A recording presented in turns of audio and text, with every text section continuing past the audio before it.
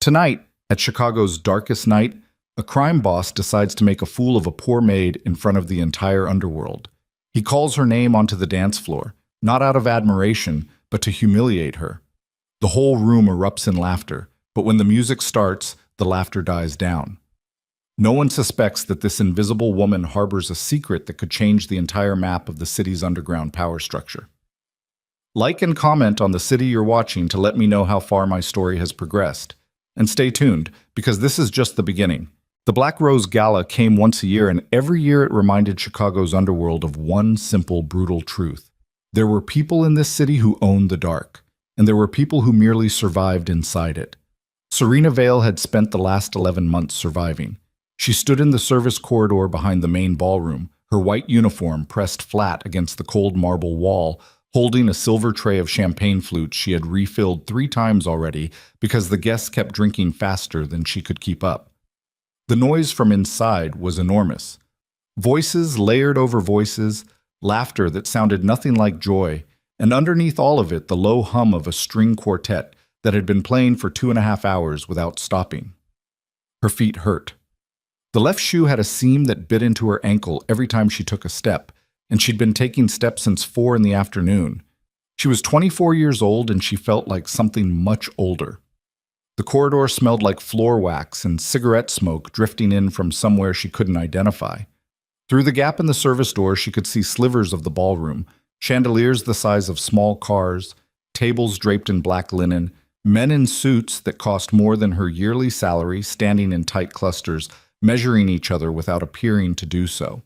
That was the thing about powerful men, she had learned. They never looked directly at what they wanted. They always looked slightly to the side of it, cataloging it with their peripheral vision, as if to look straight at something was to admit it had value you hadn't assigned it yet. Damian Moretti looked at everything that way.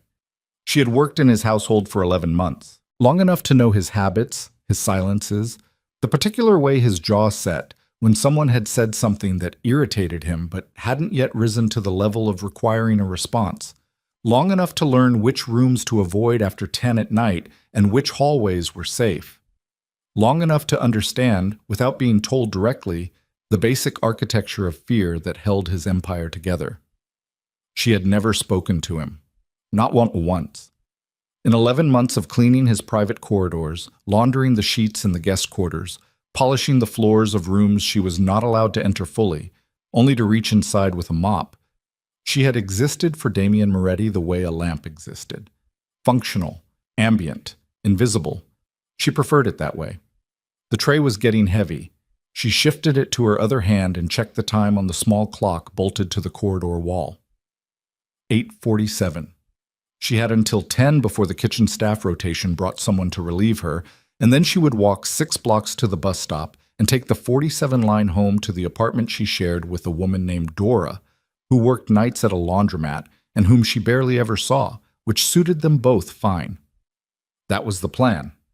That was the plan until the service door opened without warning, and a man she recognized as Tomas, one of Damian Moretti's personal assistants, stepped into the corridor and looked directly at her with an expression that was not apologetic. "You," he said. "They need more champagne in the main room. Take those in." "I usually—" She stopped. She started again. "I usually stay out here. The kitchen sends someone else for the main floor." The someone else dropped a tray and got sent home. Tomas said this with the flat effect of a man reporting weather conditions. "You're going in. Keep your head down. Don't make eye contact with anyone. Refill when the glasses are low. You know how to do that." It was not a question. She knew how to do that. She went in.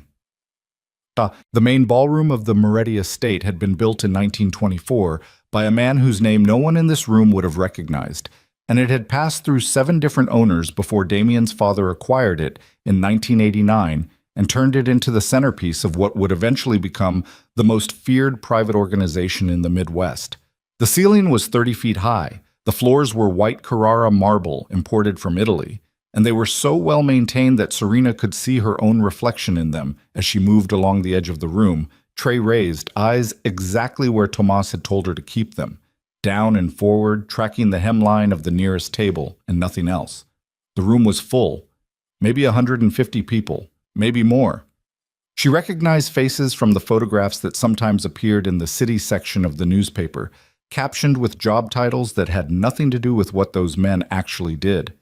A city alderman, a state-level prosecutor whose name she'd heard on the radio twice in the past month in connection with an investigation that had apparently already gone quiet. 3 men she knew from their cars. She had polished the stone steps outside when they'd been parked there for meetings that lasted past midnight. She kept moving. Refill the low glasses. Don't slow down. Don't stop unless someone addresses you directly, and pray no one addresses you directly. She was near the far end of the room, reaching across a table to top off a glass that had been abandoned midway, when she heard the shift in the ambient noise. Not silence. The room didn't go silent. But there was a change in pressure, the way a room changes when the most important person in it decides to speak. Conversations didn't stop. They just tilted, the way flowers tilt toward light, without the flowers understanding they were doing it. She straightened, turned slightly to navigate around a cluster of people, and found herself 3 feet from Damien Moretti. He was standing with a group of 4 men she didn't know, holding a glass of whiskey he hadn't finished, saying something low and brief that made 2 of the 4 men laugh. He was taller than she'd realized. She'd always seen him from a distance, or moving through hallways where she'd pressed herself flat against a wall. In person, in the full light of the chandeliers, he was the kind of man who made a room feel smaller simply by occupying it. Not because of his size, though he was large, because of the quality of his attention. Even when he was speaking to someone else, there was a sense that nothing in his immediate environment was going unregistered, including her. She turned to move away. Her left shoe caught on a slight unevenness in the marble. She'd felt it before when she'd waxed this section of floor, knew it was there, had somehow miscalculated where she was in the room, and the tray tilted. She caught it. 3 glasses shifted, but none fell. She steadied herself, breath tight in her chest. When she looked up, Damien Moretti was watching her. Not looking, watching. The distinction was precise. She dropped her gaze immediately and moved to go around him. "Hold on!" His voice was exactly what she would have predicted and nothing like she'd imagined. Low, not loud. The kind of voice that didn't need to raise itself because it expected to be heard. She stopped. "Look at me." She looked at him. He studied her for a moment with that peripheral vision quality she'd noticed in powerful men, except now it was directed at her with its full weight. His eyes were dark and had the particular flatness of someone who had taught themselves, deliberately, not to telegraph what they were thinking. "You work here," he said. It was not a question either. "Yes, sir." "How long?" 11 months, sir." Something crossed his face, not quite surprise. More like the minor recalibration of a man who had not expected a number that large. He turned slightly toward the men he'd been speaking with, and she recognized the shift before it happened, recognized it the way you recognize the intake of breath before a blow. 11 months, he said to the group, and there was something in his voice now that hadn't been there before, something performative and precise. "She's cleaned my house for 11 months, and I don't know her name." He looked back at her. The smile he wore was not the kind that involved warmth. "What's your name?" "Serena," she said. "Serena Vale. Serena Vale." He said it like he was turning it over. "Do you dance, Serena Vale?" The room around her had begun to shift. She hadn't noticed it happening, but it had. The nearest conversations quieting, heads turning with the slow inevitability of people who sensed entertainment and were helpless to resist it. She could feel it on her skin, that subtle expansion of attention, like a current of air that meant nothing good. "No, sir," she said. It was a lie. She knew it was a lie. She was certain he didn't know that, and she needed him not to know that. And she needed this conversation to end with her moving back into the invisible current of the room where trays and uniforms and downcast eyes were armor. Damien Moretti looked at her for one more moment. Then he looked at the man to his left. Heavy-set, silver-haired, wearing an expression of expectant amusement. And something passed between them, wordless and decided. "The orchestra's been playing for 3 hours, Damien said. He raised his voice just enough. Not shouting, just enough. "I think they'd appreciate something interesting." He extended his hand toward her, not quite touching, the gesture framed for observation. And Serena understood, with complete and cold clarity, exactly what was happening. This was not an invitation. This was an exhibition. He was not asking her to dance because he wanted to dance with her. He was asking her to stumble, to hesitate, to stand on a ballroom floor in a white servant's uniform and confirm for every powerful person in this room that she was what she appeared to be. Someone whose purpose was to be invisible, and who became absurd the moment visibility was forced on her. She could say no. She almost said no. The word was there, in her throat, reasonable and correct and safe. The silver-haired man chuckled. Beside him, another man was already lifting his glass, settling in for the show. Something old and cold moved through her, from her sternum, down into her hands. She took the tray and set it carefully on the nearest table. She straightened. She said, "All right." The orchestra director, a lean man in his 60s named Carver, who had been playing events like this for 20 years and had long since stopped being surprised by what the wealthy and the dangerous requested, looked up when the Moretti Estates head of house came to him with a quiet word. He glanced across the room. He saw the woman in the white uniform. He saw Damien Moretti's expectant posture. He understood the situation in roughly 3 seconds. He picked up his baton, and then he paused. Because the woman was already walking toward the center of the floor, and there was something in the way she walked that made him stop and look twice. Not fast, not anxious. She moved with the particular deliberate quality of someone who understood how a room worked, how sight lines operated, how the journey from one point to another could function as its own kind of statement if you let it. He chose a waltz, not a simple one. The violins began. She had been 12 years old when her grandmother first put her hand on the small of her back and said, in that particular voice that left no room for argument, "You are going to learn this because your body needs to know what it is capable of. Not to perform for anyone, not to impress. Because the day will come when you need to trust yourself completely, and trust begins with the body."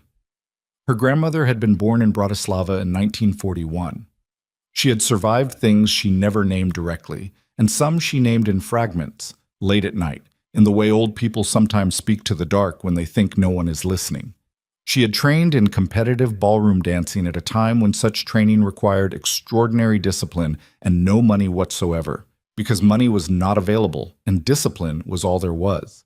She had competed across 4 countries and won in 2. She had come to America at 38 with a suitcase and a method, and eventually a granddaughter who had her same bone structure and her same stubborn jaw.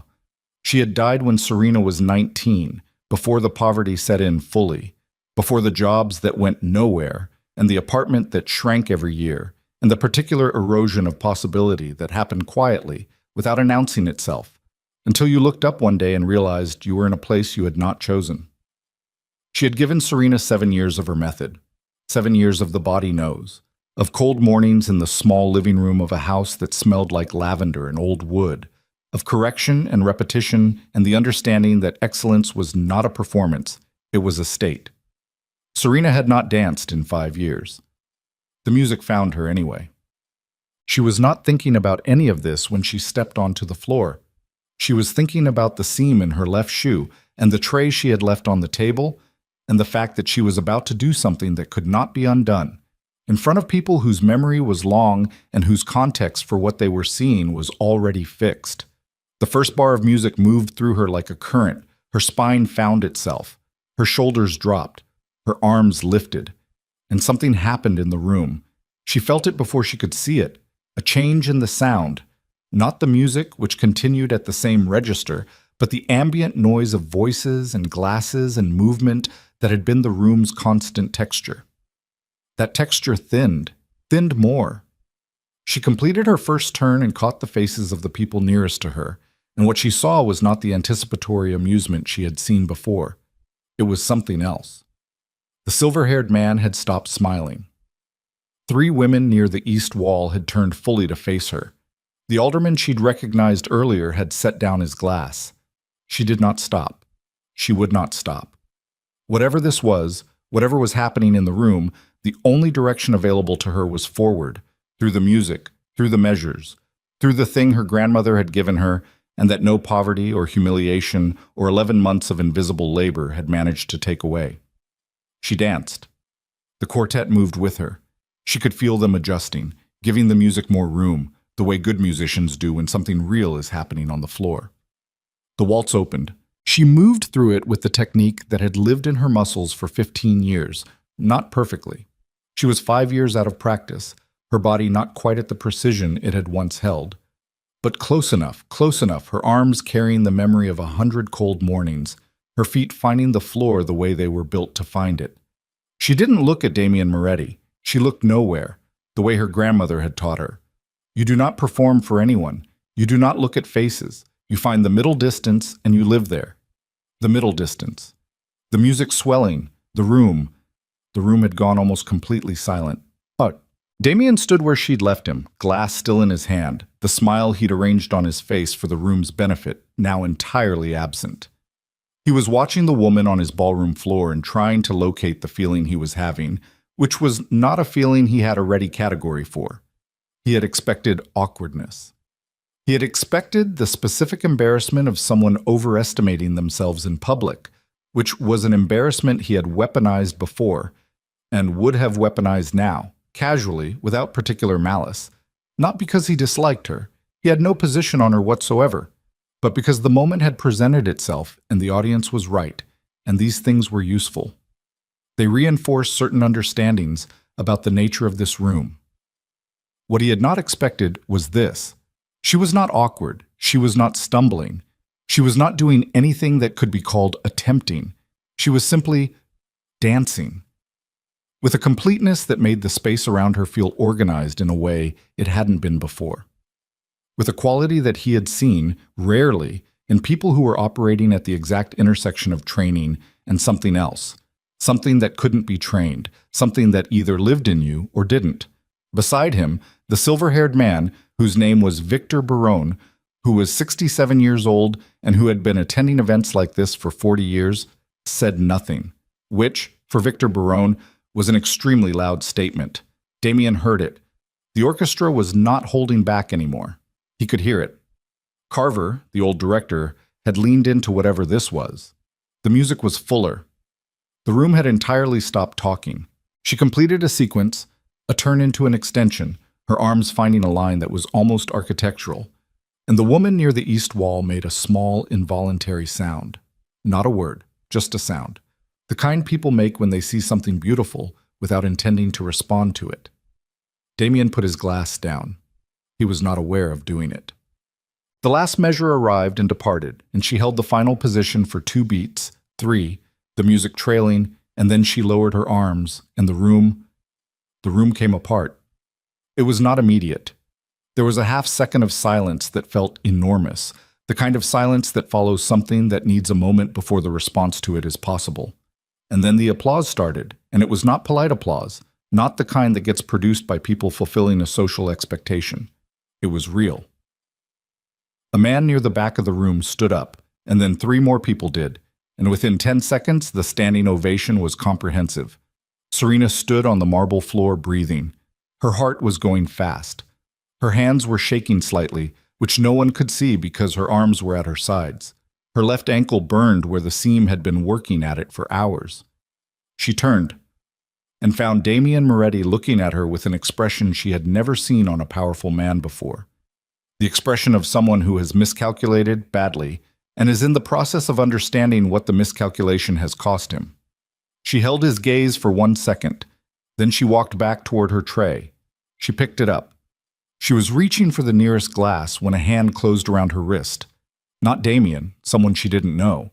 An older man with silver hair and eyes that had seen a great deal and were now looking at her with an intensity that sent a cold current through her chest that had nothing to do with dancing.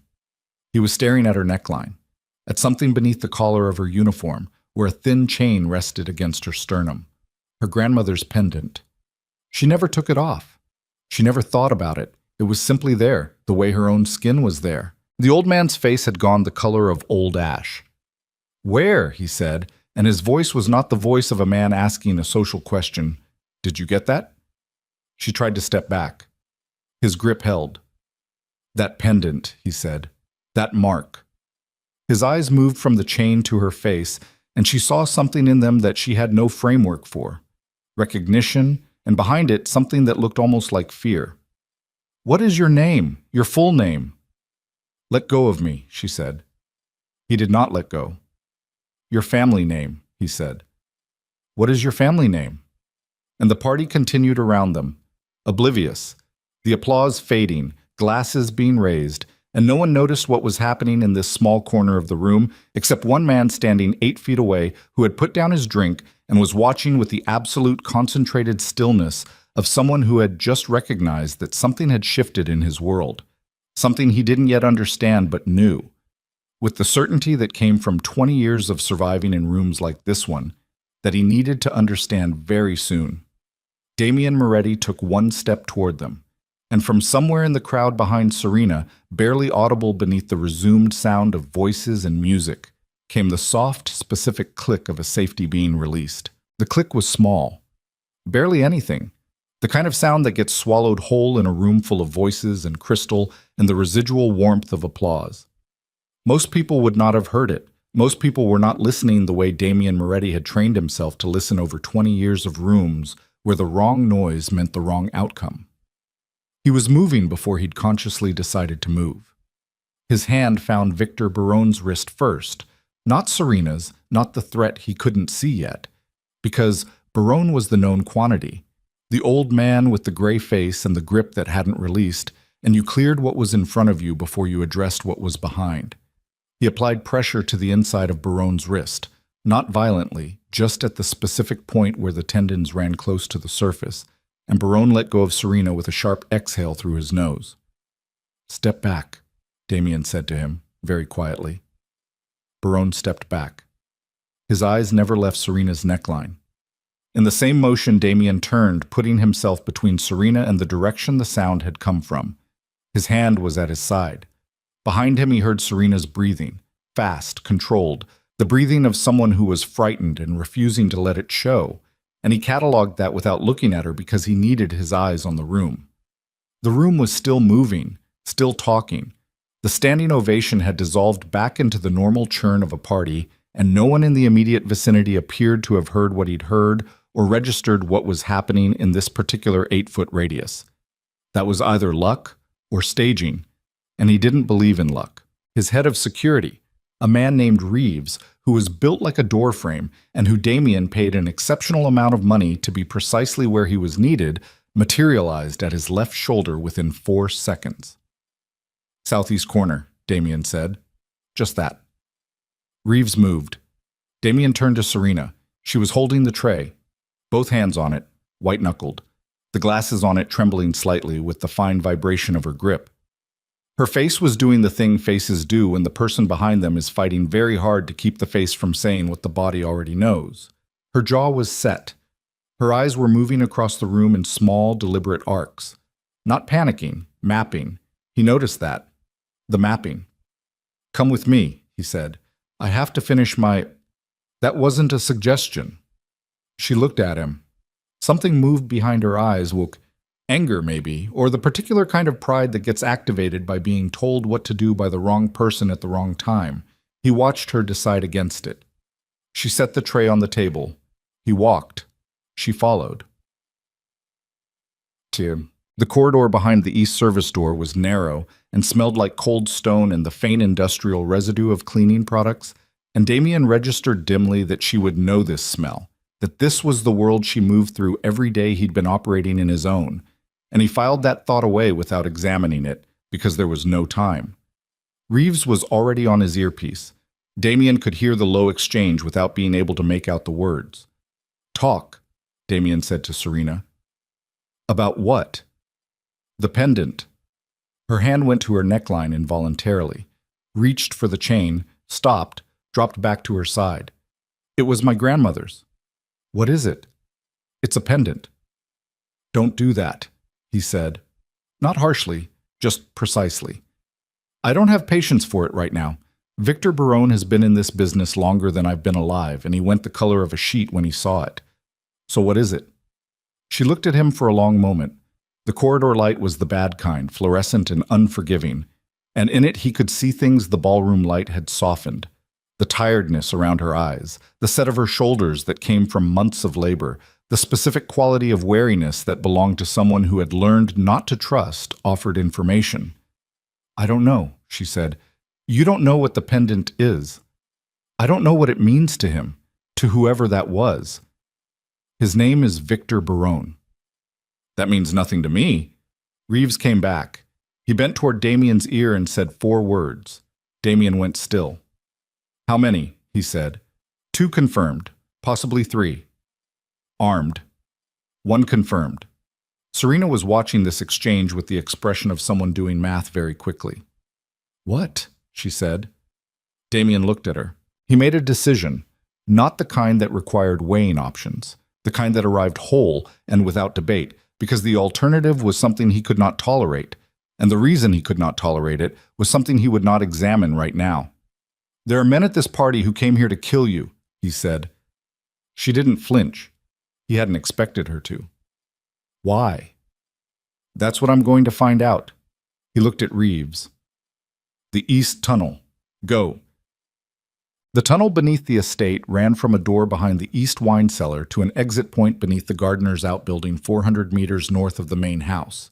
Damien's father had built it in 1991 for reasons that had been explained to Damien at age 16 in the same flat and practical tone with which he'd been explained most things about the family business. The tunnel was dry and lit by industrial strips bolted to the ceiling, and it smelled like concrete and age. And Serena walked through it without speaking, with her arms close to her body and her head slightly forward, the posture of someone who had decided that moving was better than stopping regardless of destination. Damien walked behind her. Reeves was ahead. After 2 minutes of silence, she said, "Where are we going?" "Somewhere that isn't there." "That's not an answer." "It's the answer I have right now." She stopped walking. He almost ran into her. She turned around in the narrow space, and in the tunnel light, her face was doing something different than it had been doing. The wariness was still there, but behind it something harder, something that had been waiting and had now decided the wait was over. "I'm not going somewhere I don't know with someone I don't know," she said.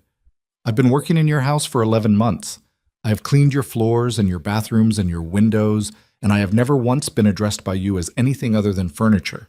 And now you want me to follow you through a tunnel under your property because you've decided I need protecting. Tell me why I should trust that." The tunnel hummed faintly from some ventilation source he'd never identified. "You don't," he said. "Trust it. That's not what's being offered." "Then what's being offered?" "The choice between a tunnel and a room where someone in it has a gun pointed at a direction that was yours 10 minutes ago." He paused. "You can go back if you want. Doors behind you." She looked at him. He let her look. He was aware, with some part of himself that he was also not examining, that this was not a normal conversation for this tunnel, that normally the people moving through it were his people, known quantities with known coordinates, and that the presence of this woman in it was a variable he had introduced himself through an act of, what? Impulse. Display. Something he'd thought was control and was now uncertain about. She turned back around and started walking. Get. The outbuilding was empty at this hour. Garden equipment ranked against the walls, smelling of oil and cut grass, and Reeves had a car outside. A black sedan, nondescript, one of 4 such vehicles the estate kept for what the household ledger described as grounds maintenance. And they were moving north through residential streets before Serena had fully oriented herself to being above ground again. She sat in the back seat. Damien sat beside her.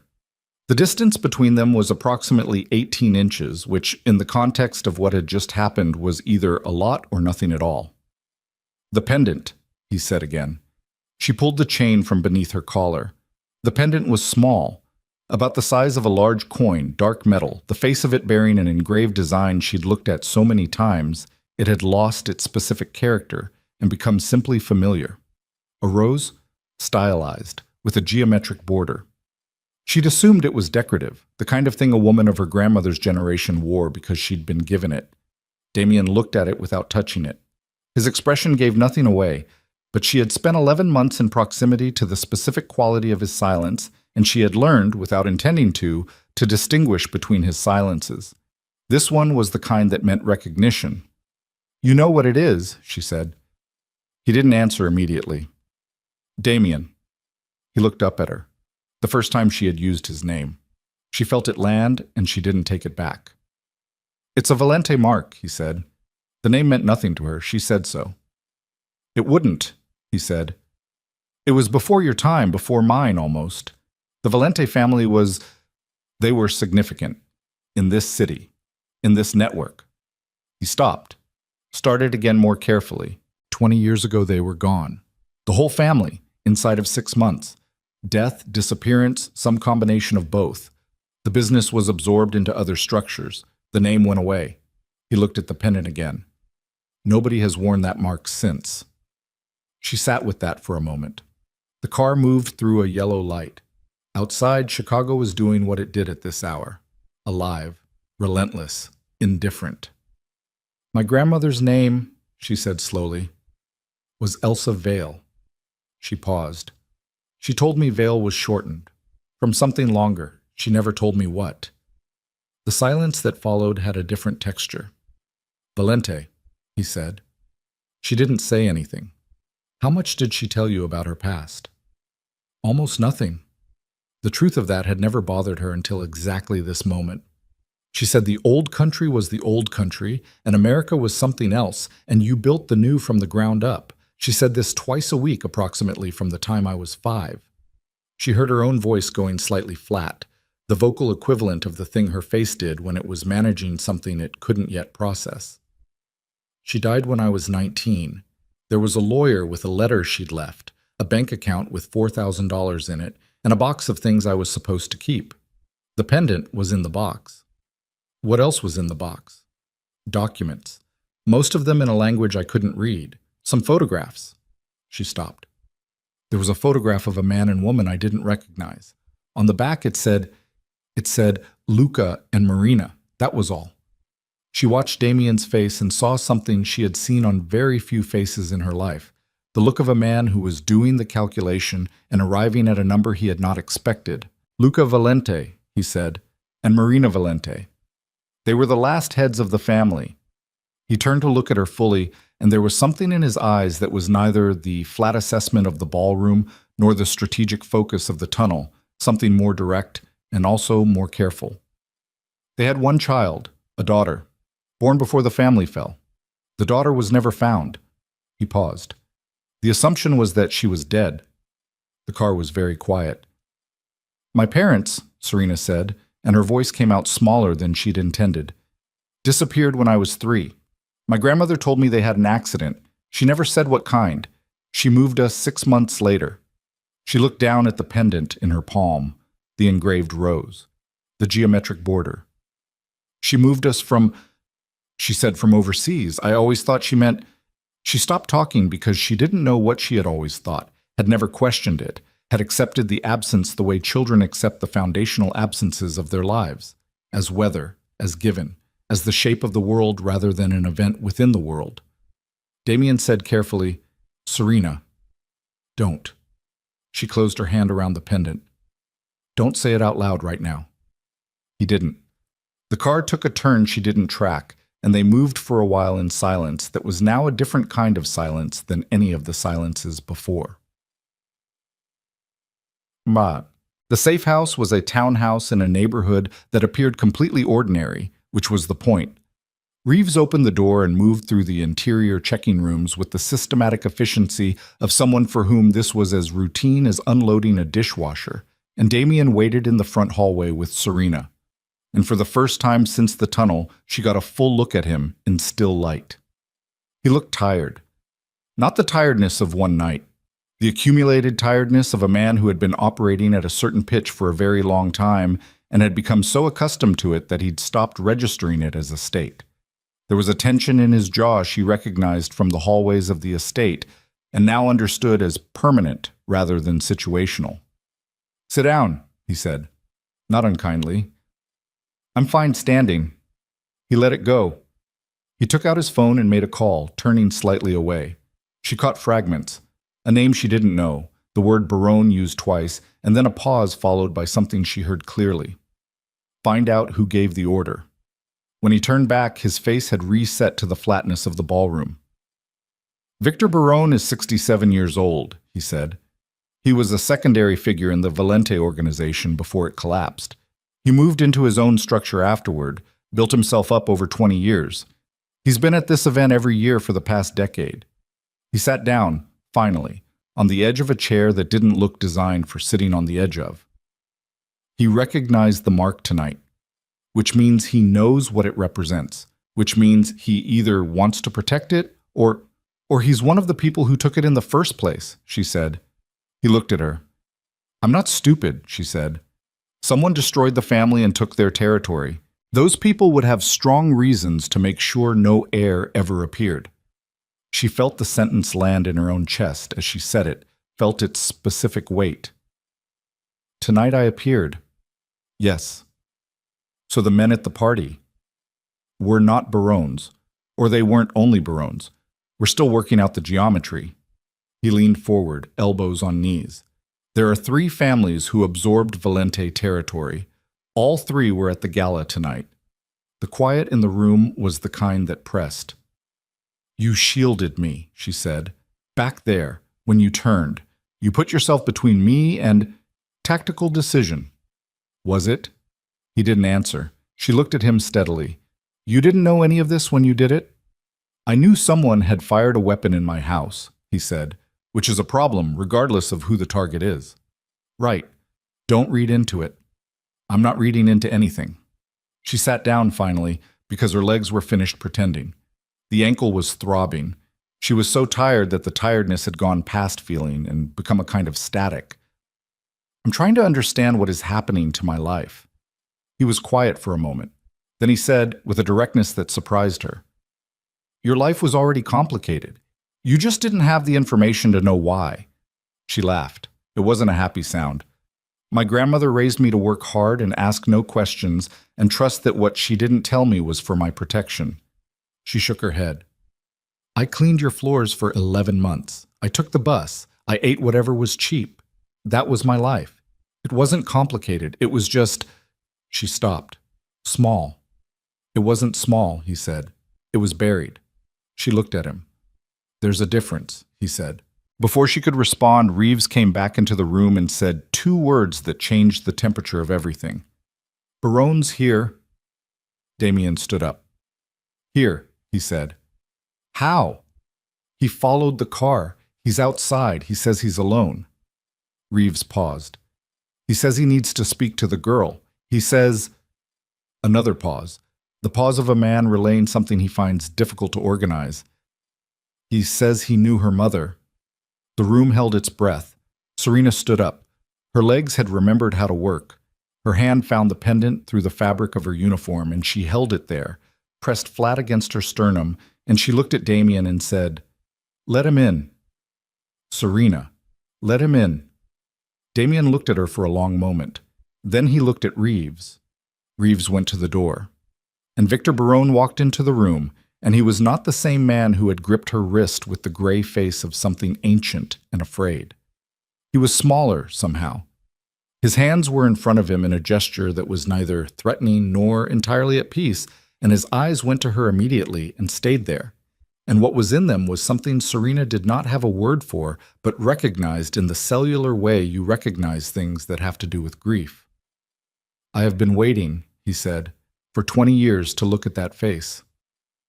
Serena said nothing. You have her eyes, he said. Marina's eyes. His voice had the particular roughness of a man who had not spoken about something for a very long time and was now finding the words had not aged well in their storage. I was there, the night your mother... The window to the left of the front door exploded inward, glass across the floor. The precise and terrible sound of a rifle shot, the subsonic crack that arrived a half-second after the damage, and Victor Barone dropped. Not wounded, Serena's mind registered in the fractional instant before everything became movement. Dropped because he knew the sound and his body had made the decision before his mind had. And Damien was already across the room, his hand on her arm, pulling her low, and Reeves was at the wall and drawing. And the second shot took out the lamp in the corner, and the room went dark, and the darkness lasted 4 seconds. Reeves had a flashlight on his belt and he used it, sweeping the room in one fast arc. Barone flat on the floor, hands over his head, unhit. The lamp destroyed, glass from the window distributed across 6 feet of hardwood in a pattern that told Damien the angle of entry was high, meaning elevated position, meaning the shooter was not on street level. He processed this in the time it took Serena to get her breathing under control beside him, which was fast. She was fast. "Move," he said. She moved. The back of the townhouse had a kitchen and a door that opened onto a narrow alley, and Reeves went through first with the flashlight off now, navigating by the ambient light from the alley, and Damien had Serena by the wrist. Not the grip Barone had used, different, functional. And Barone was behind them both, moving with the speed of a man 20 years younger than his age, which told Damien that whatever Victor Barone was, he was not soft. They went through the alley and into the adjacent street, and Reeves had already called for the second car, which arrived in 90 seconds. And in those 90 seconds, they stood against a brick wall in the cold, and Serena did not speak and did not shake, and Damien watched her not shaking with a specific and complicated attention. The car came, they got in. Barone tried to get in behind them. "No," Damien said. "I need to tell her. You led them here." Barone's face went through something difficult. "I wasn't followed. I checked. And yet." "Damien." The old man said his name with a familiarity that Damien had not authorized, and that landed wrong, the way a hand on the shoulder from a stranger lands wrong. "I have been protecting this information for 20 years. I did not survive this long to hand it to the wrong people tonight. Get in your own car, Victor. We'll talk when I've secured the location." Barone looked at Serena. She looked back at him. Something passed between them that Damien couldn't read and that irritated him in a way he didn't have time for. "The photograph on the back," Barone said to her, fast, before the door closed. "Luca and Marina. The date on it. Look at the date." Damien shut the door. The second location was 40 minutes north, a property that appeared on no document connected to Damien's name or any name adjacent to it, a fact he had paid considerably for and maintained with a consistency that had now proven its value. A converted warehouse, interior walls, climate-controlled, 3 exits. Reeves swept it in 4 minutes, while Damien and Serena sat in the car in the sealed garage, and the silence between them had acquired a new quality, heavier, with the specific texture of 2 people who have been shot at together and are now in the processing period. Serena had the pendant out again. She was looking at it in the dark of the car, tilting it toward the faint light from the garage's single ceiling strip. "The photograph," she said. "He said to look at the date." "I heard him." "Do you know what he meant?" "I have a guess." "He didn't offer it. She didn't push." Reeves came back. They went inside. The interior of the warehouse had been finished simply. A main room, 2 smaller rooms off the back. A kitchen that functioned. Damien had used it 3 times in 10 years. He used it now. He put Serena in the main room with a glass of water she didn't drink, and he made 4 calls in the kitchen, standing at the window that showed him the alley behind the building, watching it while he talked. The calls told him the following. 2 of the 3 gunmen from the gala had been identified, both of them connected to a man named Petrov, which was a name that connected to a network that connected to one of the 3 families who had absorbed Valente territory. The 3rd gunman was still unidentified. The shot at the townhouse had come from a building 2 doors down, pre-positioned, which meant someone had known or anticipated the location, which meant the leak was not from the car or the route, but from something earlier, from something closer. He stood with that for a moment. Then he made a 5th call. Different number. Shorter. When he came back into the main room, Serena had found the pendant's clasp and taken it off and was holding it flat in her palm, examining the back of it. There was something engraved on the back that she was reading with the focused attention of someone who has just learned that an object they have owned their whole life is also a document. "There are initials," she said without looking up. "LV and MV." She paused. "And a date."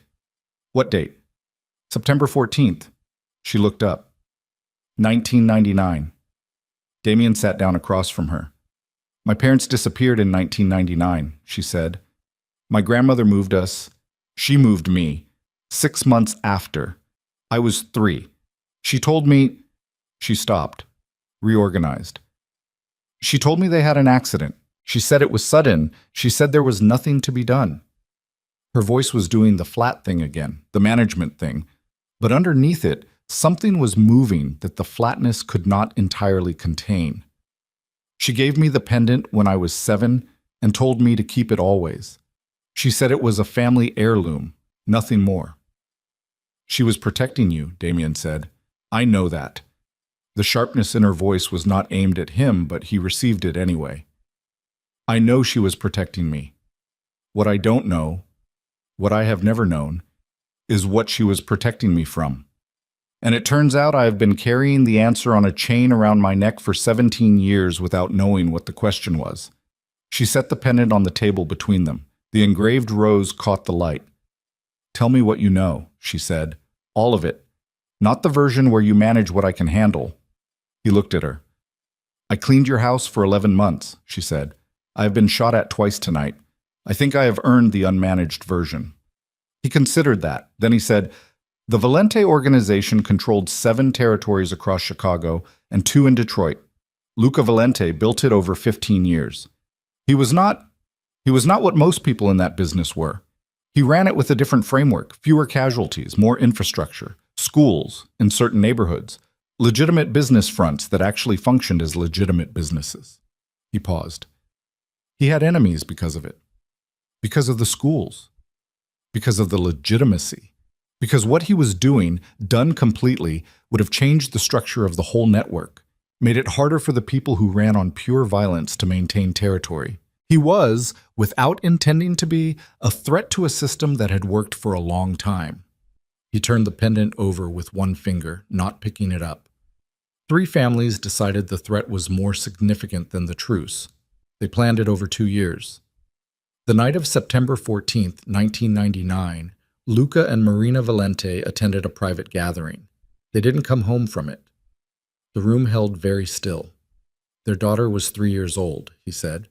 She was with her grandmother, who had come to visit. The grandmother understood immediately what the disappearance meant, and she ran. She ran well, and she ran far, and she changed names. Valente de Val, first stop. And she kept running in the way that looks like ordinary life, which is the best cover there is. Serena said nothing for a long time. My grandmother knew, she finally said. She knew exactly what happened to them. Yes. She knew they didn't have an accident. Yes. The words sat between them like something that couldn't be taken back, which it couldn't. She was trying to keep you alive, he said. If you didn't know, you couldn't be used. You couldn't be manipulated into making a claim. You couldn't be hunted. The word came out flat and accurate. She kept me ignorant so I would be safe.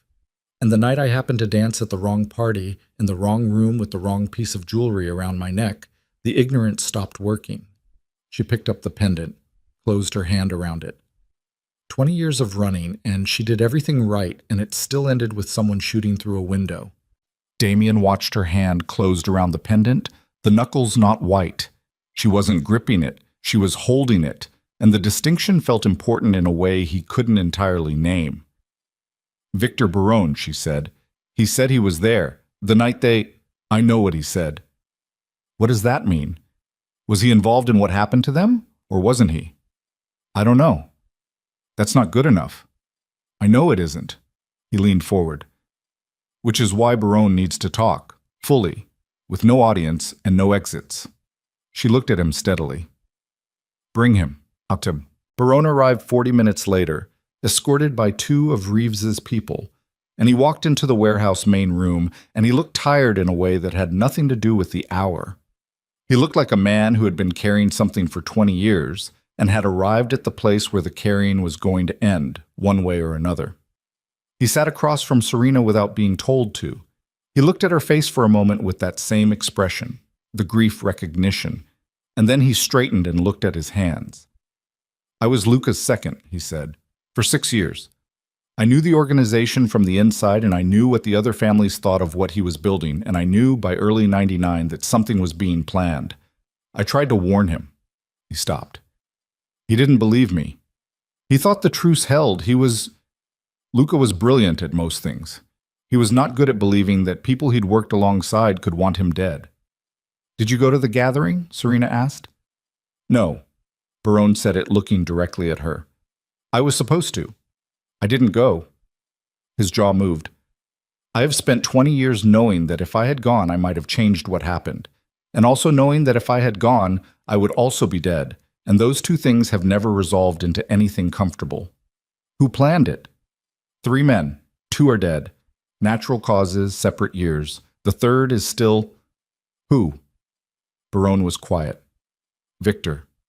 Damien's voice was the low, flat kind. We're past the part where you calculate.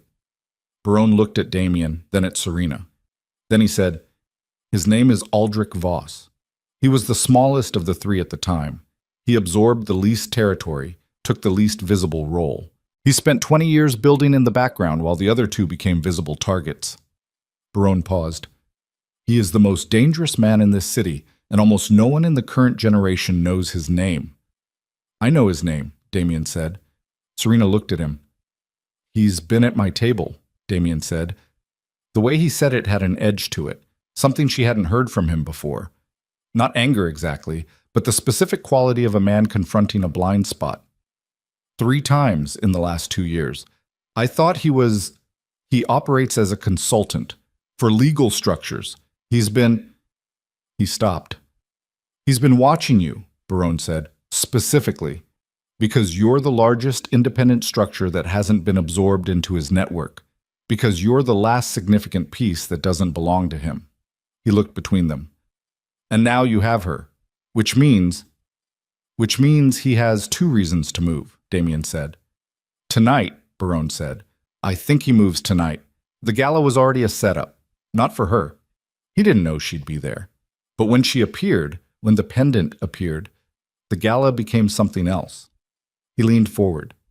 He has enough people in enough positions. If he decides the window is open, Damien's phone went off. He looked at the screen. The muscle in his jaw did something brief and controlled. What? Serena said. He turned the phone toward her. A message, 4 words, from a number she didn't recognize. Reeves is with Voss. The room went cold. Serena looked at the door Reeves had walked out of 40 minutes ago to coordinate the perimeter. Damien was already moving toward the front of the building, not running, but close to it, and she was on her feet before she'd consciously decided to stand, and Barone was saying something behind her that she didn't fully register because her mind was doing a fast and awful calculation. Reeves had been with Damien for how long? Reeves had known the first safe house location. Reeves had swept this location and reported it clear. Reeves had been the one to position the perimeter, which meant Reeves had been the one to... The lights went out. Not a flicker.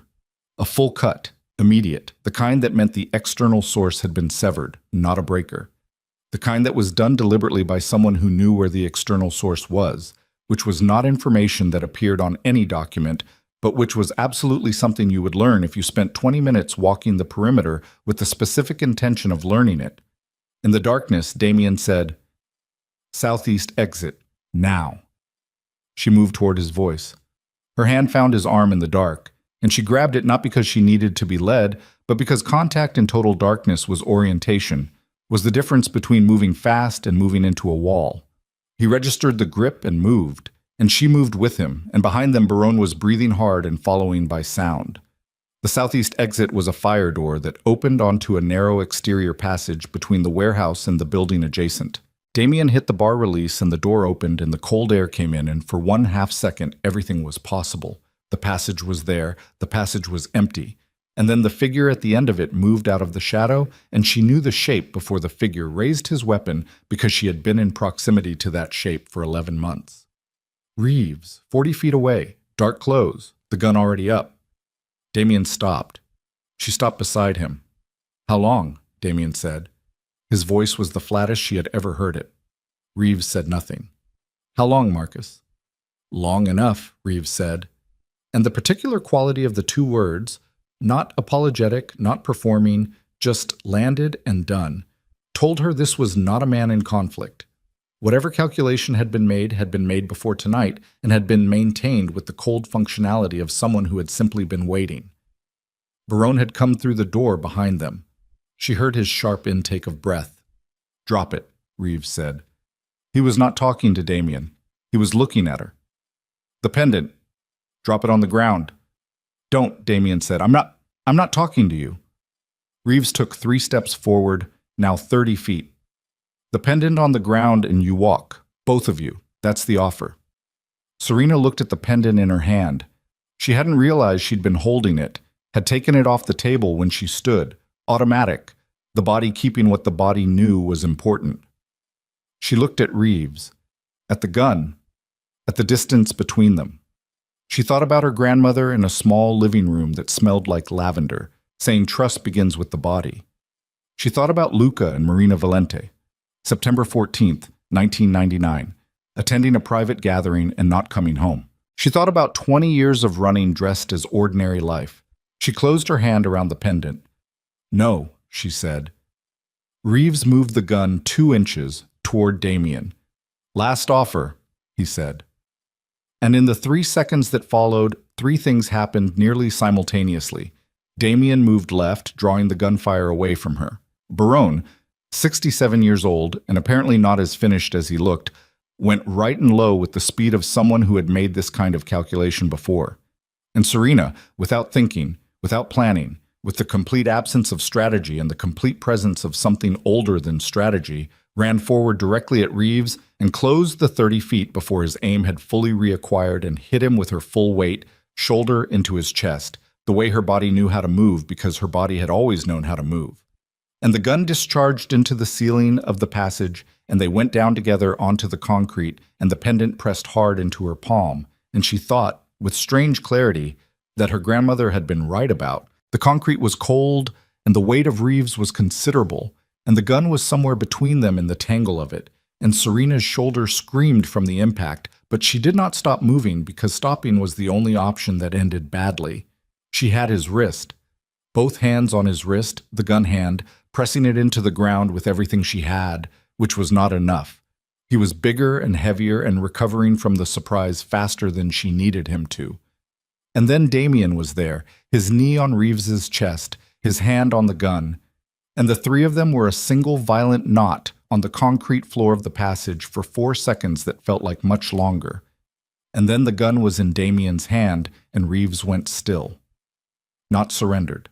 Still. The way a man goes still when he's recalculating, not when he's finished. Serena rolled off him and got to her feet. Her palm was bleeding. The pendant's edge had cut into it during the fall, a thin line across the heel of her hand. Not deep. She closed her hand around it anyway. Kept it. Damien stood over Reeves with the gun pointed down, and his breathing was the only sound for a moment. Controlled, deliberate, the breathing of a man managing something enormous with the machinery of long practice. Barone was against the wall, unhurt. His face had the gray quality again. Get up, Damien said to Reeves. Reeves got up slowly. There was blood on his eyebrow from somewhere in the fall. He touched it with 2 fingers and looked at what came away on them with the flat detachment of someone taking inventory. How many are coming? Damien said. Reeves looked at him. Marcus. The name again, with weight. How many? Enough, Reeves said.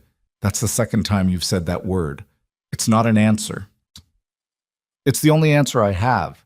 Reeves said it without defiance. Just fact. I don't know the full deployment. I was given a task. I completed the task. You didn't complete it? A pause. No. Damien studied him. The gun didn't waver. How long have you been with Voss? 4 years. 4 years. Serena watched Damien receive that. Watched the specific quality of stillness that moved through him. The kind that was not calm, but was the thing built over calm as a necessary architecture. 4 years meant everything Reeves had done in 4 years needed to be reassessed. Every security arrangement, every location, every piece of information passed through that position. 4 years was not a betrayal that could be contained. It was a structural failure that went all the way down. She watched Damien understand that in real time. Watched him decide what to do with the understanding, which was to put it somewhere internal and close the door. The Opera House, Barone said. Both of them looked at him. Voss's staging location, Barone said. He was looking at the ground, speaking with the deliberate quality of someone releasing something they've held for a very long time. He has always used the Caro Opera House. It was Valente property. He kept it because Luca and Marina... He stopped, started again. It was the last place they were seen. He kept it because he is the kind of man who keeps trophies, not objects, places. His jaw set. If he is moving tonight, he is moving from there. Damien looked at Reeves. True? Reeves, after a moment, said, True. How many men on site? Silence. Marcus? I don't know the number. A pause that had a different quality than the previous silences, the quality of a man at the edge of something. 12, maybe? 15. He called in people for tonight specifically. 12. 15. Against what? Damien with one gun in a passage outside a warehouse with a compromised perimeter. Serena with a cut hand and a pendant. An old man who was still breathing. She looked at Damien. He was already looking at her.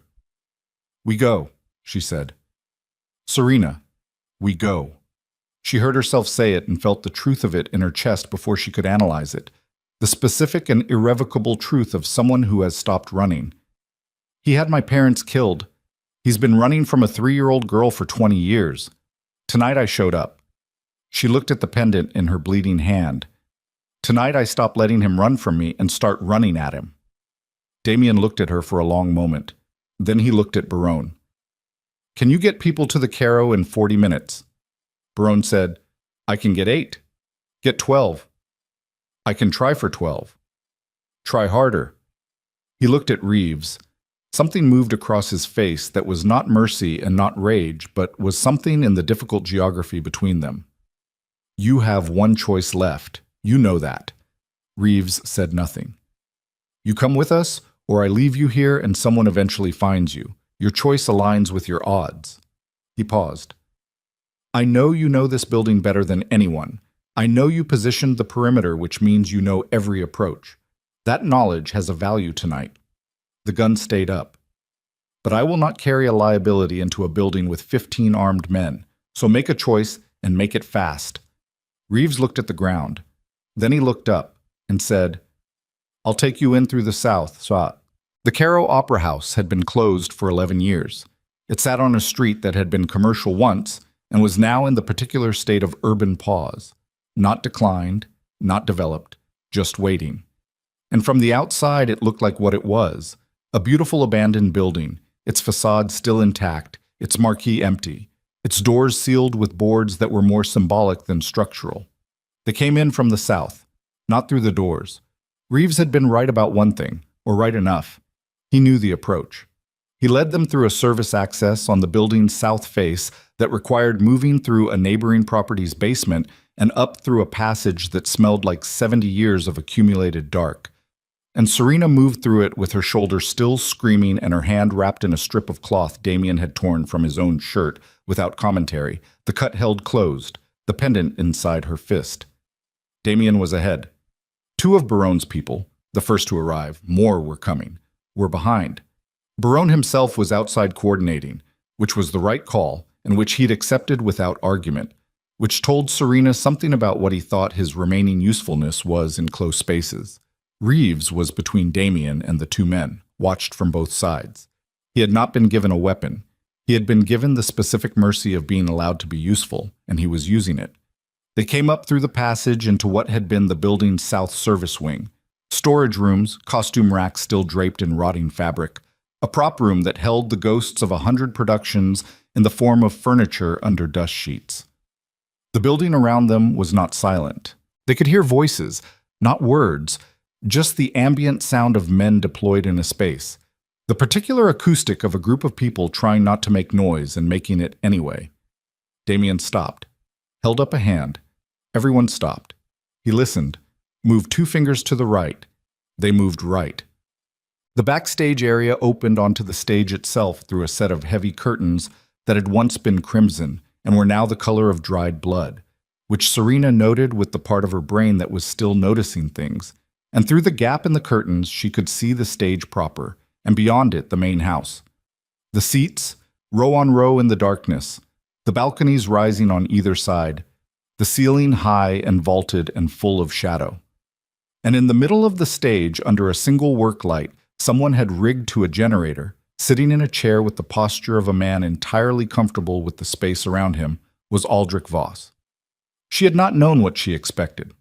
Whatever she expected, it wasn't this. A man of 60, slight, with gray hair kept short, and a face that was ordinary in the way that certain very dangerous things are ordinary, unremarkable until you understood the context, and then impossible to look away from. He was dressed plainly. He had no visible weapon. He looked like a consultant, which was exactly what Damien had taken him for, and she understood in that moment the specific genius of that particular camouflage. He was looking at the stage as if he owned it. He did own it. It had been Valente property. He had taken it.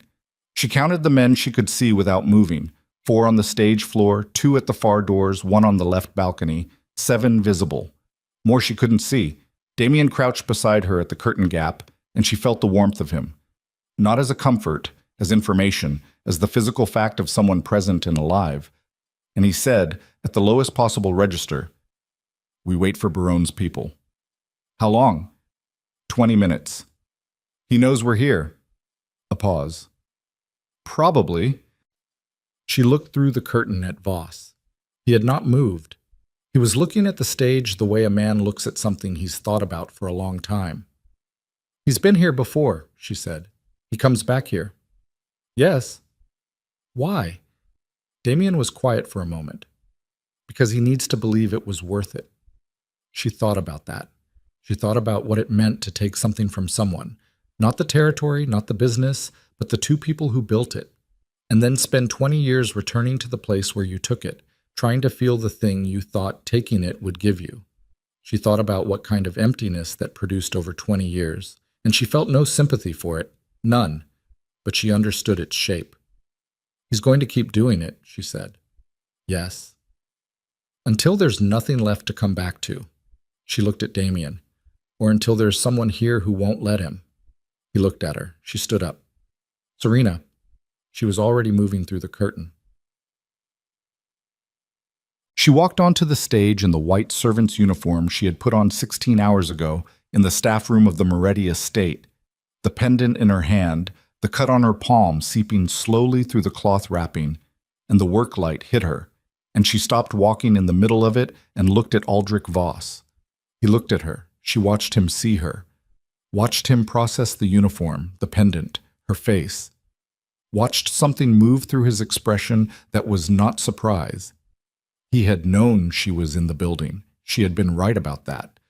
But was something else, something she took a moment to identify. Recognition. Not of her specifically, of what she represented, of the shape of the thing he had spent 20 years trying to erase arriving in a form he hadn't calculated for. "You look like her," he said. His voice was mild, conversational, the voice of a man in a meeting. "Marina," she said. "Yes." "I know your name," she said. "I know what you did. I know why. And I know that you have spent 20 years coming back to this building." She watched his face. "Why?" He tilted his head slightly. The 4 men on the stage floor had moved in her peripheral vision. She tracked them without looking directly, the way her grandmother had taught her to track a room. "What a strange question." "Answer it." "No." Not rudely, flatly. "You're not here to ask me questions. You're here because you think arriving in the light is a strategy. You've been on a stage once tonight, and it worked, and you think stages are yours now." He looked at the pendant. "It's a small piece of metal. It's a family. Your family is dead." "Not entirely," she said. And from behind her, from the wings, from the doors at the back of the house, from the balconies on both sides, the sound of arrival, of people coming into the space, taking positions, the particular acoustic of a room changing from occupied by one side to occupied by 2. Baronne's people. 12, he'd said. She didn't count. She kept her eyes on Voss. He heard it. He sat still through it. His expression did not change, and she recognized that too. the expression of a man who had already calculated for this contingency, and the recognition of it sent a cold current through her chest. "I've been in this business for 40 years, he said. "Do you know what I learned in the first 5? He stood up, slow, the chair scraping back. "The person who walks into the light is never the threat. The person who walks into the light is the distraction." And from directly above them, from the catwalks that ran across the ceiling of the stage house, 40 feet up, which no one had checked because no one had known they needed to be checked, because the person who would have known that they needed to be checked had led them in from the south, came the sound of movement, and Serena looked up and saw the shadows shifting in the catwalks. 3 of them, maybe 4, and in the same instant she heard Damien shout her name from the wings with a quality in his voice she had not heard from him before, and the work light above her swung on its rigging, and she understood in a single and complete moment that the light was not rigged to a stationary point, it was rigged to a line, and the line was controlled from above, and Voss had not been sitting under it because he liked the light. He had been sitting under it to mark the position. She threw herself sideways. The light came down. It hit the stage floor where she'd been standing with a sound like a small catastrophe, glass and metal, and the generator cables snapping taut, and then the whole stage plunging into dark again, and she was on her hands and knees on the boards with her shoulder reignited and her ears ringing, and somewhere in the darkness Voss was moving. She could hear it, the specific deliberate steps of a man who had mapped this room long ago and could navigate it without light. And she was in a space she didn't know in the dark with no bearings and a cut hand. And she pressed her palm flat to the floor. Her grandmother's voice. "Trust begins with the body." The floor told her things. Vibration, direction. The boards were old and loose in certain places, and each step had a signature, and she gathered them in the seconds she had. And she built a map from the soles of her hands, and she stood. The first shot came from the balcony and hit the stage floor 6 feet to her left. She moved right. The second shot came from the catwalk, and she was already moving again, not away, toward the sound of Voss's steps, because away was the direction he wanted her, and she had made her decision about his directions. She could hear fighting in the wings. She could hear Damien, not his voice, the sound of him moving, and the sounds adjacent to that, impacts, someone going down, and she could hear Baronne's people engaging the balcony positions, and the whole building had become a single violent sound, and she moved through it like she had moved through the waltz, finding the floor, finding the measure, finding her hand closed on fabric. Voss's jacket. He turned fast.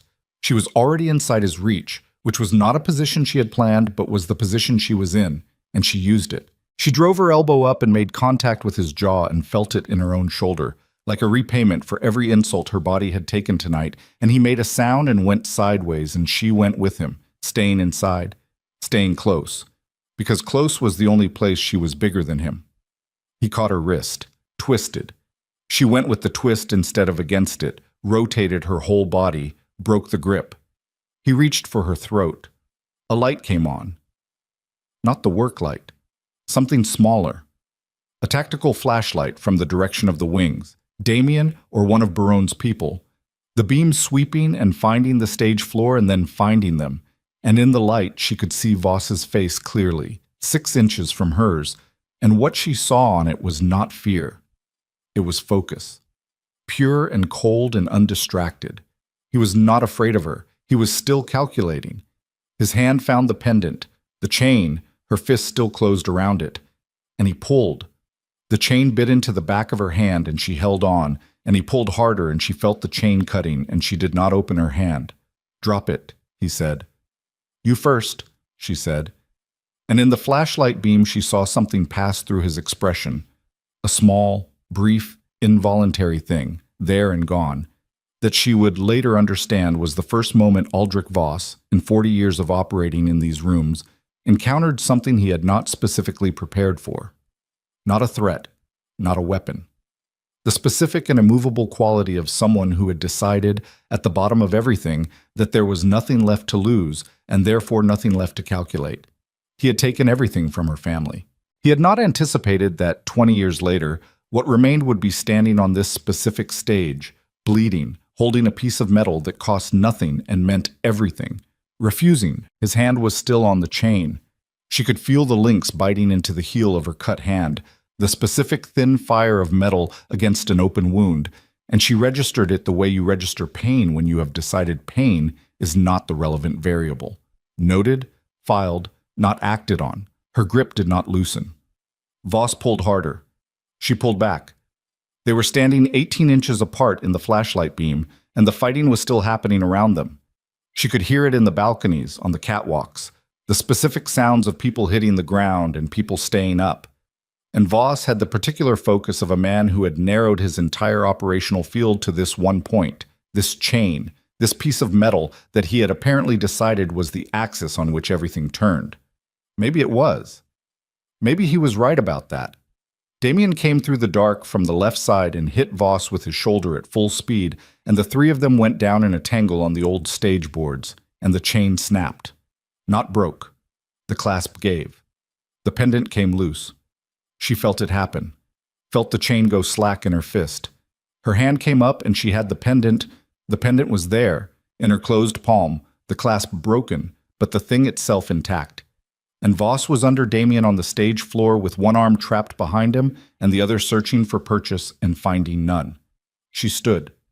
Her shoulder was wrong in a way that was getting harder to manage. Her palm was open and bleeding freely now, the cloth wrapping lost somewhere in the fall. She was breathing in the deliberate way of someone who has made breathing a conscious act because the body has stopped doing it automatically. She looked at Voss.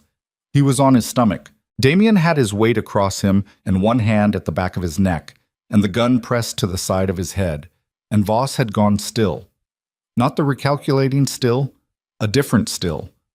The still of a man who has reached the end of his available moves and knows it.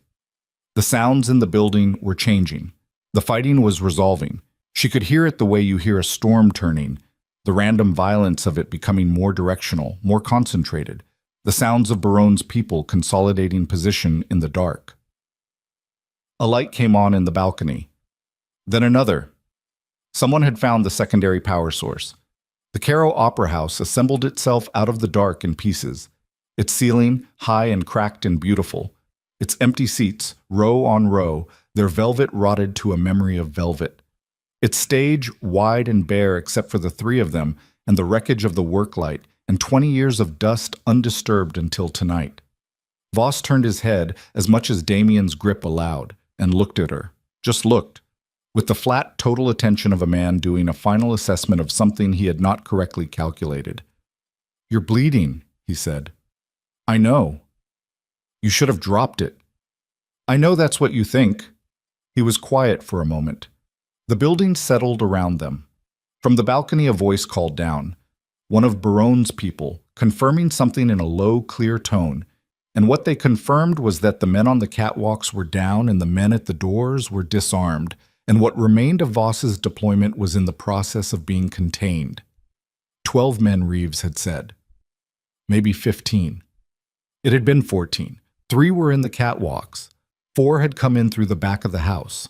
The rest had been positioned in ways that Reeves had known about, and Reeves...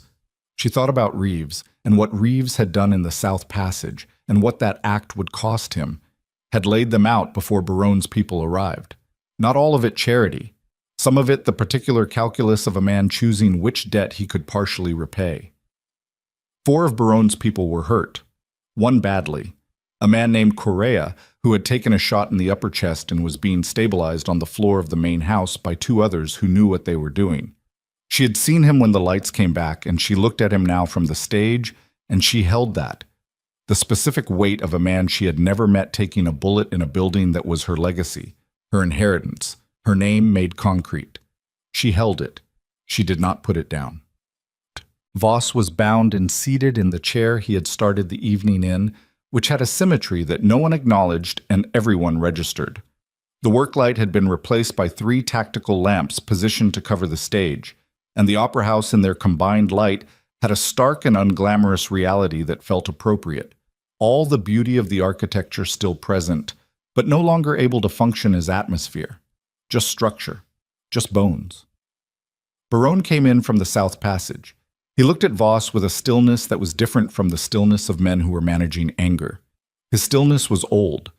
It had been waiting for this room for a long time.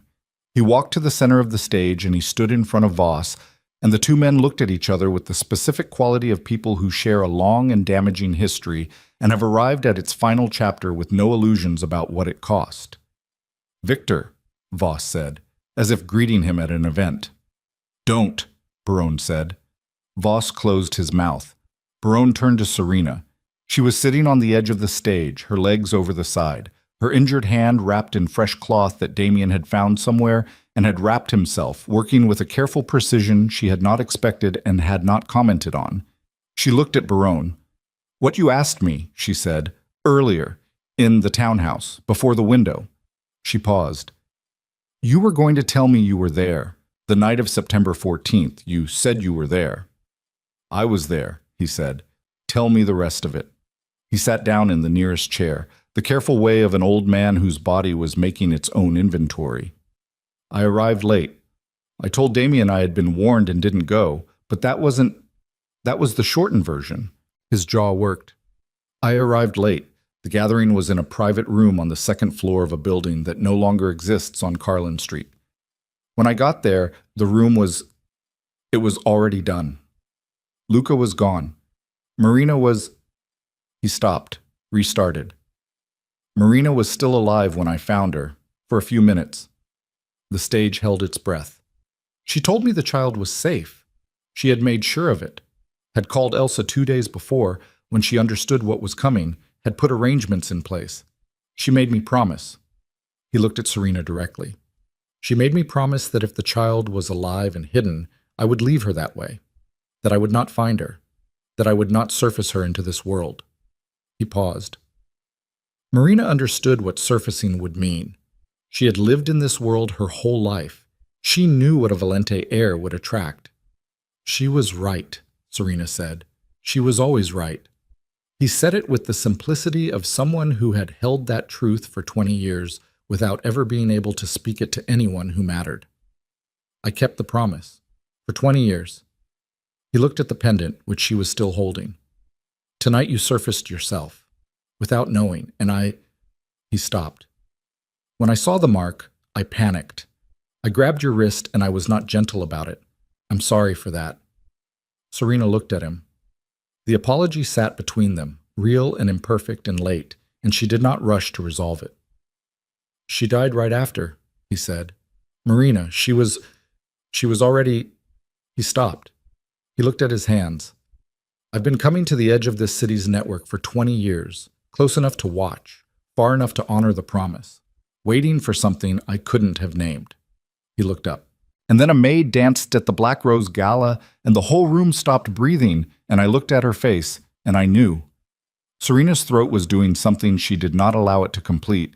She breathed through it, in and out. "She asked you to leave me hidden," she said. "Not ignorant, hidden." "Yes." "She didn't ask you to let them walk free." "No." His voice went flat. "She didn't ask me that." She looked at Voss. Voss met her gaze with the same quality he'd had throughout, that total, undeflected attention of a man who had never once doubted the legitimacy of his own choices. And she understood, looking at him now, that this was the most dangerous thing about him, not the network, not the 40 years, the absolute absence of doubt. "You came back here every year," she said. He said nothing. "Why?" Still nothing. "I want you to say it." She stood up from the edge of the stage. Her shoulder protested, and she didn't give it the satisfaction of acknowledgement. She walked toward him until she was standing over him in the work light, and she looked down at him the way he had looked out at the empty house when she'd come through the curtain, with the absolute possession of someone who belongs in the space. "Not for me. Not for anyone else. Because I think you've never said it out loud in 40 years, and I think you need to hear what it sounds like in this room." Voss was quiet for a long moment. Then he said very quietly, "Because it wasn't enough." She looked at him. "Luca built something," he said, and for the first time his voice had something in it other than flatness. Not remorse, nothing as clean as remorse, but the specific texture of a wound that had never closed properly. "He built something that I could not build, that I have spent 40 years trying to build, that I..." He stopped. "Taking it didn't give it to me. I thought it would. I came back here to understand why it didn't. He looked at the empty house, at the rotted velvet and the cracked plaster and the dark that lived in its corners. I've been trying to understand for 20 years. And? She said. He looked at her. I never did. She stood with that for a moment. She let it be what it was. Not a confession that redeemed anything, not a revelation that changed the accounting, but a truth stated plainly in the building where it was born, by the man who owed it. No, she said. You never will. She turned away from him. She walked back to where Damien was standing at the edge of the light, and he looked at her with the particular quality she had been slowly learning to read. Not the flat assessment, not the strategic focus, something that lived underneath those things and was less controlled and more real. It's done, she said. Not yet, he said. She knew what he meant. She nodded once. Inside. The calls went out before dawn. Not all at once. Sequentially, carefully, in the specific order that Barone had been constructing in his head for 20 years, and that Damien had the infrastructure to execute. Every family head who had been at the Black Rose Gala received a message before sunrise. Not a threat, not a declaration, an invitation to a meeting at a time and location to be confirmed on a matter of historical significance that affected the structural integrity of the current network. Professional language, precise. Every one of them came. The meeting took place 3 weeks later in a room that was deliberately neutral, a conference space in a building that belonged to no one present, in a part of the city that was equidistant from every major territory. 40 people. Every significant structure in Chicago's underworld, and the 2 connected to Detroit, and one from further that had sent a representative as a courtesy. Serena stood at the head of the table in a dark suit that was not a uniform. She had practiced nothing. She had written nothing down. She had sat with Damien the night before in the kitchen of a house she was beginning to understand she would be living in for some time, and he had asked her what she was going to say, and she had thought about it for a long moment and said the truth, just the truth, in the right order. He had looked at her in the way he looked at her now, from his seat at the table, not beside her, deliberately not beside her, because this was not his moment to anchor, this was hers. With the quality she had finally, 3 weeks after the Opera House, allowed herself to fully identify. Not strategic, not managed, the way a man looks at something he did not expect, and has not yet found the category for, and has stopped trying to find the category for. She began. She told them the history of the Valente family and its destruction, with specificity and documentation. Barone had spent 20 years accumulating both, quietly, carefully, in the way of a man who knew that one day accuracy would matter more than anything. She told them what Aldrich Voss had done, and how, and who had been involved, and what had happened to the other 2 men who had been involved. She told them about the territory that had been divided, and the name that had been erased, and the child who had been hidden in plain sight for 20 years cleaning floors. She put the pendant on the table. The room was completely silent. She told them that the Valente name was being restored. Not as a claim on territory. Most of the absorbed land had changed hands multiple times in 20 years, and she had no interest in relitigating a map. As a name, as a presence, as the thing her father had been building before someone decided it was too inconvenient to let him finish. He was building something functional, she said. Not clean. There is no clean in this room, and I won't pretend there is. But functional. Infrastructure that outlasted the violence instead of being made of it. She looked around the table. The faces varied in expression, but not one of them was inattentive.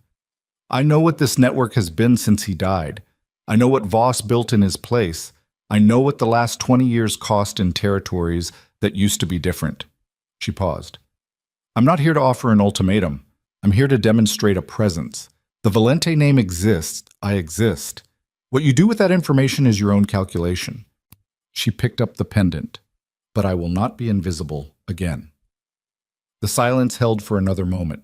Then the man from Detroit said, What do you want? It was the first question, and it was the right question, and she answered it directly and in specific terms. And the conversation that followed lasted 4 hours. And it was not easy, and it was not friendly, and 3 men at the table tested the edges of what she would accept, and found those edges clearly delineated. And by the end of it, the room had arrived at something that was not an agreement so much as a recognition. that the variable had changed, that the map required updating, that the name at the top of this particular column was different now. No one applauded. This was not that kind of room, but no one left early. That was the thing that mattered. Months moved through Chicago the way months do, with indifference, with weather, with the ordinary accumulation of days that are not historic and are not nothing. The Caro Opera House was deeded back to Valente Holdings 6 weeks after the meeting. Serena stood in it the first morning with Barone and looked at the stage in daylight through the dirty skylights, and she thought about what the building had held in its walls. The last night of her parents' lives, and then 20 years of Voss returning to a failure he couldn't articulate. And then the night the pendant came down with her to the floor, and the chain broke, but the thing itself survived. "What will you do with it?" Barone asked. She looked at the ceiling. The bones of the place were good. "Fix it," she said. He looked at her. "My father built things," she said. "Apparently." She touched the wall, cold plaster, solid underneath.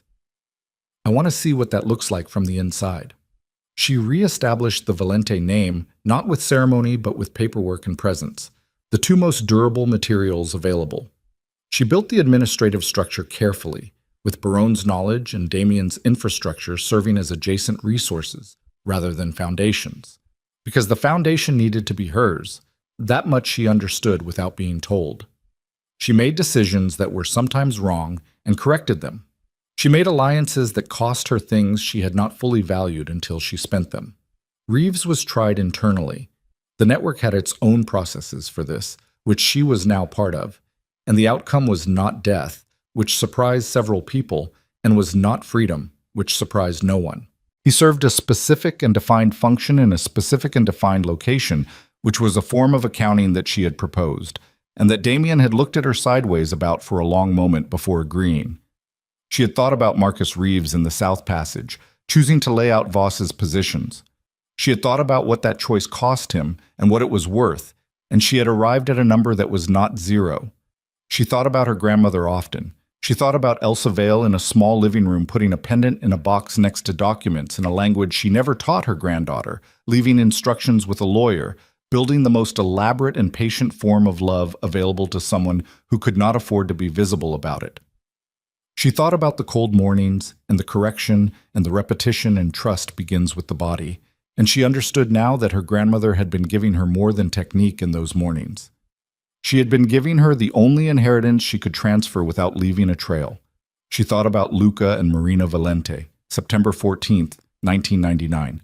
Two people who went to a gathering and understood in the final hours that what they had built would outlast what was being done to them, because they had already placed it somewhere safe. She thought about Marina alive for a few minutes in a room on Carlin Street, telling Barone, "The child is safe." I made sure. She had been made sure of. By everyone who could reach her. Now she was the one doing the reaching. The Caro Opera House reopened on a Saturday in October, 11 months after the night of the Black Rose Gala. Not with fanfare. A soft opening, by any reasonable standard, an orchestra, a modest audience, the building restored to the basic condition of functionality without the elaborate cosmetics of complete renovation, which would come later. In stages, the way things that were built to last were built. Serena stood backstage in the wings before the performance and listened to the building fill. The sounds of people arriving, finding their seats, the specific acoustic of the house filling with presence. Damien came and stood beside her. They had arrived at something over these months that neither of them had named with precision, which suited them both. It was functional and real and had been tested in conditions that most things were never tested in and had not failed, which was a more meaningful standard than most. He stood beside her with the comfortable proximity of someone who had stopped calculating the distance. "Ready?" he said. "No," she said. "Good." She looked at him. "Ready is for people who haven't been through anything," he said. "You know what you're walking out into. That's different." She thought about that. It was true, and it was not comfort, and it was better than comfort. It was the kind of thing you said to someone you were not trying to protect from the truth, and she had learned over these months that this was how she understood him, not by what he offered, but by what he did not bother to cushion. You called it a catastrophic mistake, she said. The night of the gala. I heard you say it. He was quiet for a moment. I did. Were you wrong? He looked at her. Oh, the wings were dim and the sounds from the house were growing, and somewhere in the building the orchestra was settling into its first tuning notes. And he looked at her with the quality she had stopped trying to categorize and started simply recognizing. Yes, he said. I was wrong. She nodded once. She straightened. She looked at the stage, at the board she had gone down on, at the place where the chain had broken and the thing itself had survived, at the working lights and the restored rigging and the marks on the floor from 20 years of maintenance and neglect, and one night that had changed the shape of everything. She walked out onto the stage. The house was not full. 300 people, perhaps, in a house that could seat 1,200. But every person in it was present in the specific way of people who understood the significance of the room they were sitting in. And when she walked into the light, they went quiet in the same way the Black Rose Gala had gone quiet 11 months ago. Not because she was a maid, not because she was an heir, not because of the story, which most of them knew by now in its broad outlines, the way important stories move through the structures of people who live adjacent to power, because of the quality of her presence in the light, because of what it costs to stand in a particular place and what it shows, when you stand there, about what you've paid. The orchestra began. Not a waltz, something older, something with more weight to it, a piece that had been chosen with the specific intention of filling a large space and not pretending it was anything else. She did not dance. She stood in the light and she let the music fill the house, and she held the pendant, the clasp repaired now, the chain new, the pendant itself unchanged, in her hand at her side, and she looked out at the 300 people in the seats, and she thought about a woman in a small living room in the early morning saying, "The day will come when you need to trust yourself completely," and she thought, here it is. Here is the day. The music moved through the building held it. Outside, Chicago continued in its relentless and indifferent way, the city doing what cities do, absorbing its own history into its streets, moving forward over the places where important things happened without marking most of them, leaving only the buildings and the names and the people who remembered to carry what deserved to be carried. The Valente name was one of those things now. Not a ghost, not a claim, a presence, active and ongoing, in the hands of someone who had cleaned its floors without knowing they were hers, who had been invisible in its corridors for 11 months, who had been placed on a ballroom floor as a joke, and had turned the joke into something that no one in that room would ever fully put down. The music ended. The house was still for one breath, too, the held quality of an audience that has received something and is not yet ready to release it. Then the applause. Serena stood in the light of the Cairo Opera House and let it come. She did not perform for it. She did not bow. She stood with her feet on the floor her father had walked and her hands at her sides and her face turned toward the house, and she held the weight of it the way you hold something that was always yours and that you have finally, after everything, stopped being afraid to carry. The pendant was warm in her palm. The building held its breath and then released it. And the story, the one that had started with a cruel joke and a white uniform and a ballroom floor in the criminal heart of Chicago, settled into its final shape. Not a triumph exactly, not the clean kind, but the real kind, which was harder and heavier and worth exactly what it cost, which had been considerable, which would continue to cost in ways not yet visible, which was the nature of things that mattered and did not pretend otherwise. Serena Vale stood in the light. The music had ended. She remained.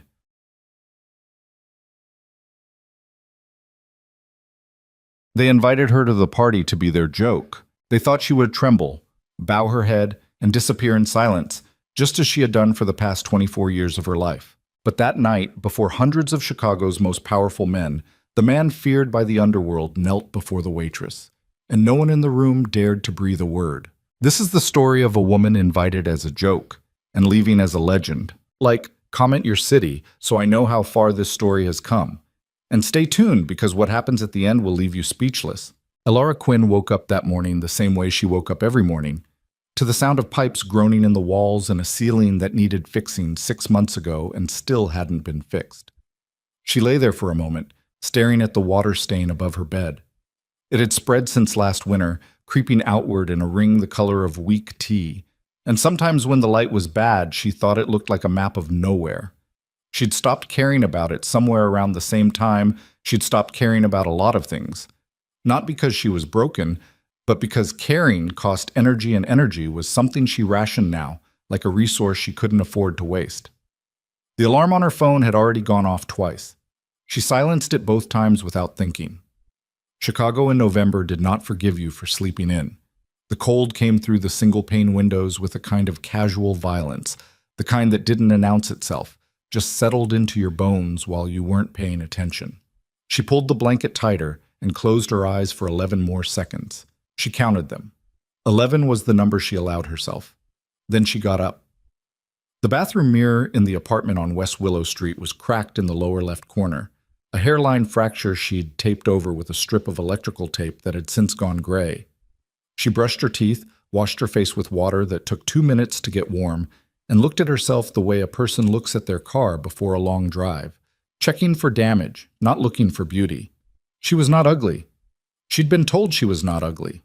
Dark hair she kept pulled back because loose hair in a diner was a liability, eyes that were dark too, a jaw that set hard when she was thinking. She had a scar on her left temple, thin and pale, almost invisible unless you knew to look for it. She knew to look for it. She worked a double at Rosie's Diner on Michigan Avenue most days, which meant leaving by 6:15 and not getting home until 11 if she was lucky, midnight if she wasn't.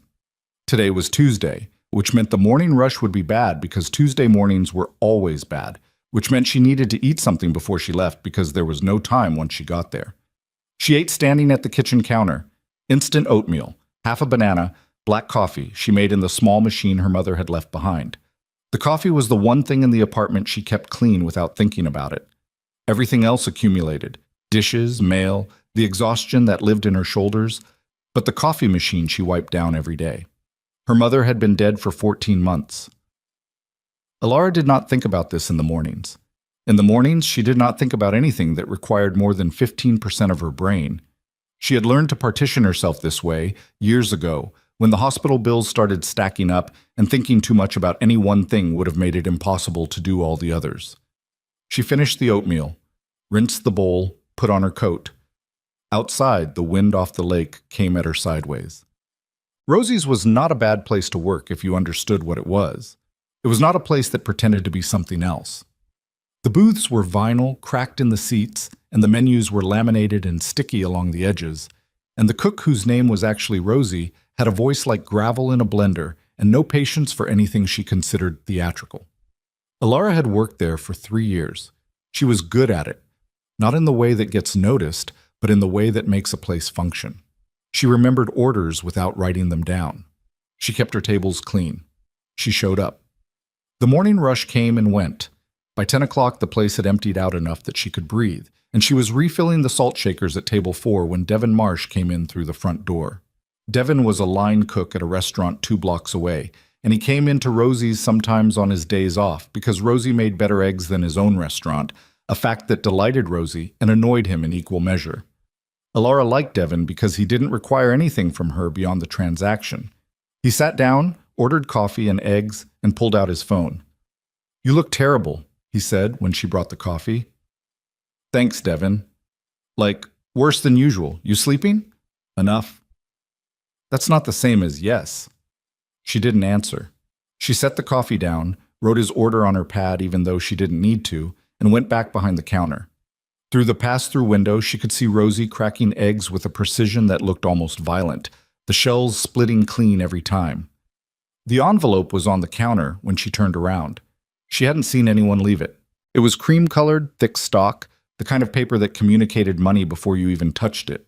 Her name was written across the front in a script so precise it looked like it had been done by a machine.